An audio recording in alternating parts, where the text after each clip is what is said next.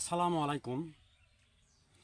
বিকাল ৮টার আমি খবর পড়ছি রেডিও গোরাস্থান থেকে হারি হারামজাদা।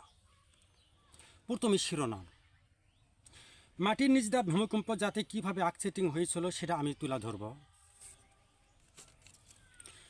আকাশ দিয়া একটি উড়োজাহাজ যাতে কার সাথে অ্যাক্সিডেন্ট হয়েছিল সেটা আমি তুলে ধরব।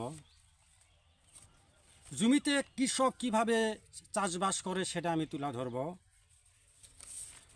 ভাই ভাইকে কিভাবে হেনস্থা করে সেটা আমি তুলে ধরব। শুনলেন শিরোনাম, এখন বিস্তারিত।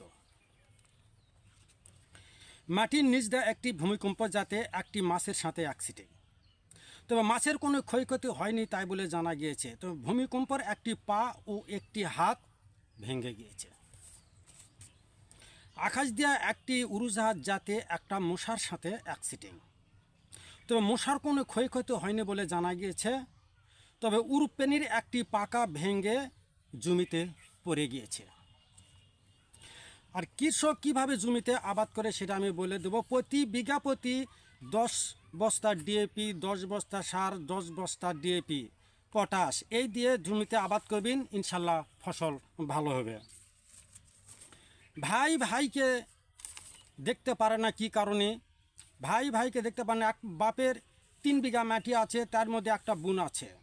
ভাই দুটা ভাই জমি ভাগ করা লিয়া সে গণ্ডগোল বাদে আমি এক ভাই বলে আমি 1 বিঘা মাটি নেবো, আরেক ভাই বলে আমি 2 বিঘা মাটি নেবো।